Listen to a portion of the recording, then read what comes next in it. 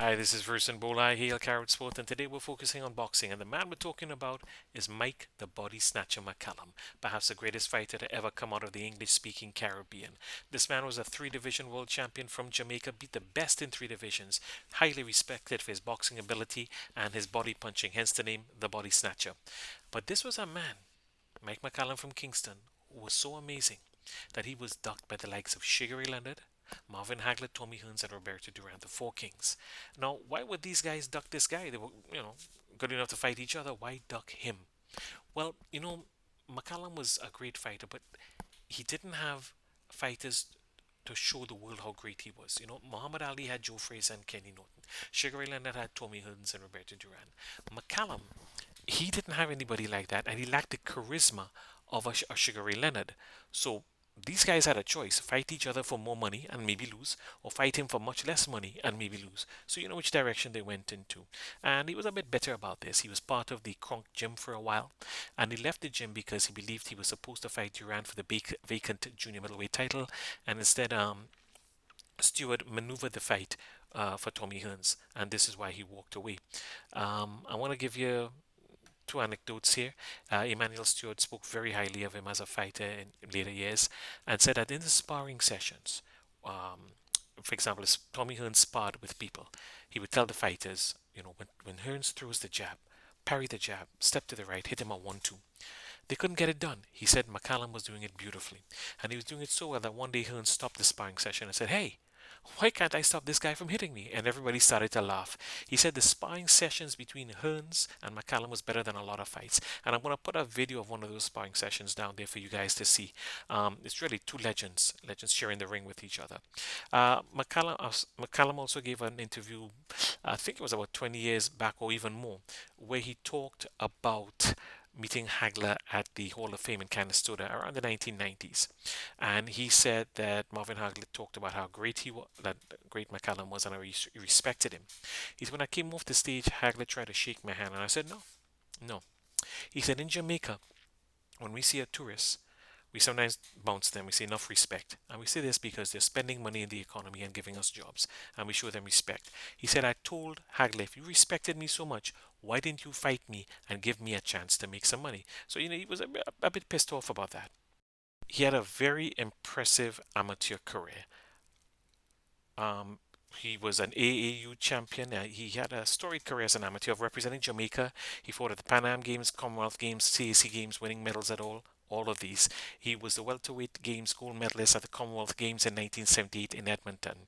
At the 76 Olympics, he lost his third fight to a West German. And as I said, he was AAU champion and national Golden Gloves, and he beat the likes, as an amateur, the likes of Roger Leonard, Doug DeWitt, and Marlon Starling.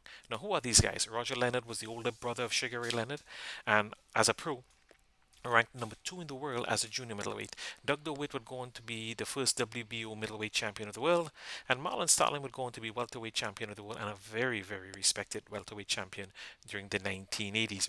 He also beat Robbie Sims as an amateur. Robbie Sims would go on to be USBA middleweight champion. Sims would beat Duran in a fight and was the half brother of Marvin Hagler. So at the 1980 Olympics, there goes McCallum. He's a favorite for a medal. He comes down with appendicitis just as the game begins. Never gets to fight at the 1980 Olympics. So he turns pro at the relatively old age of 24. And fast forward to 1984, he beats Sean Mannion for the vacant WBA junior middleweight title in December of 84 and becomes Jamaica's first ever world champion. So during the next 3 years, he would cultivate a reputation for himself as one of the finest junior middleweights in history. In August of '86, he TKO'd Julian Jackson in the second round. Jackson actually gave him a pretty tough fight in the first round, but got TKO'd in the second round. Jackson would go on to be one of the great junior middleweights of his time and also win the middleweight championship of the world. Then in April of '87, he beat former welterweight champion Milton McCrory, TKOing him in 10 rounds. And at this point, the boxing world was really talking about McCallum.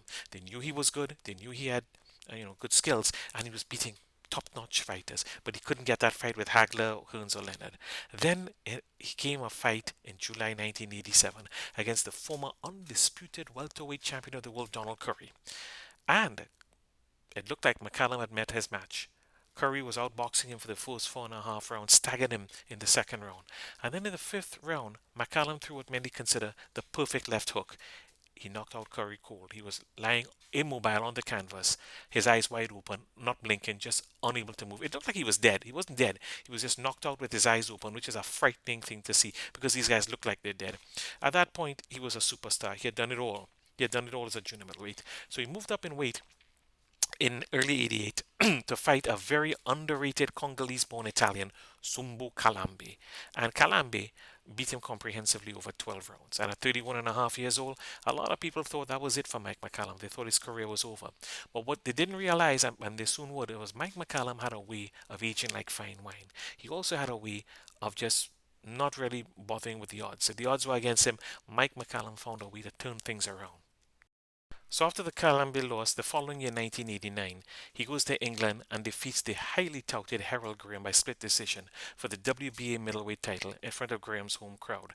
Now, for those of you who don't know, Graham was probably the finest British fighter to never win a world title, a highly, highly talented Englishman of Jamaican parentage. So during the next 3 years now, Mike McCallum beat some of the finest middleweights in the world, including Michael Watson, Steve Collins, and Kalambe in a rematch. So there he is now. He's about 34, 35, and he's hanging with the best middleweights in the world. Then finally, he loses a majority decision to James Toney in 1989 for the IBF middleweight title. Toney was about 11 years junior and considered at that point the number one middleweight in the world. Mike McCallum was not finished with boxing. He continued, and he continued over the next 5 years, beating some of the best middleweights and light heavyweights. And then in 1994, at the age of 37 and a half, he won a title in his third weight division, beating Jeff Harding of Australia for the IBF Light Heavyweight Championship. He then lost the title to Frenchman Fabrice Tiosso by decision about a year later, and approximately 2 years later, he was defeated by Roy Jones over 12 rounds for the WBC light heavyweight title. Jones at that time was considered the number one fighter in the world pound for pound. Approximately 3 months after that, Mike McCallum had his last fight in February of 1997, making a challenge for a title in a fourth weight decision, losing a 12-round decision to James Toney for the lightly regarded at the time WBU Cruiserweight Championship. So at 40 years old and still highly competitive, Mike McCallum walked away from boxing. He went on to have a highly touted career as a trainer. Now I'm going to give you a few anecdotes here indicative of his character as a person and as a fighter. Back in the 90s, some journalists wrote a story about some of their favorite interviews and not favorite interviews. They said they went to interview Larry Holmes, sat in Holmes's restaurant because Holmes owned a restaurant and a hotel. They said we sat in that restaurant, that man didn't even offer us a drink of water. We go to Mike McCallum's house to interview him. Mike gives us a tour of the house, gives us something to eat, gives us something to drink, really treated us well. One of the best interviews ever. I remembered it and then I laughed because some months later someone wrote into the magazine, your job is to cover boxing, not to get a free meal and a free drink. Nobody has to give you anything. But it was indicative of McCallum's character, a true West Indian, being very hospitable to them. Okay, and as a trainer, as I said, very respected. In the late 90s, he was in Mike Tyson's corner when Tyson challenged Lennox Lewis for the heavyweight championship of the world. Lewis had an easy time with Tyson. Later on, Emmanuel Stewart said, Lennox wasn't really worried about Tyson, but he was worried about Mike McCallum. He said, boy, I hope McCallum doesn't teach Tyson none of those fancy boxing tricks and that body attack. That's what I'm worried about. That Mike Tyson all of a sudden has a great body attack. So Mike McCallum, he left us in May of 1995. He was on the way to the gym and wasn't feeling well, pulled to the side of the road, was found on the side of the road, immobile, was later pronounced dead, and died of a reported heart attack. And thus Jamaica lost perhaps its greatest fighter ever. The boxing world will not forget Mike McCallum. If you know boxing, you know Mike McCallum. And if you want to know boxing, you gotta know Mike McCallum. This was the man, the only man that Sugar Ray Leonard, Tommy Hearns, Marvin Hagler, and Roberto Duran ducked, wanted no part of him. Mike, the body snatcher McCallum of Kingston, Jamaica, a true great, a boxing legend, passed away in May of 2025. May he rest in peace.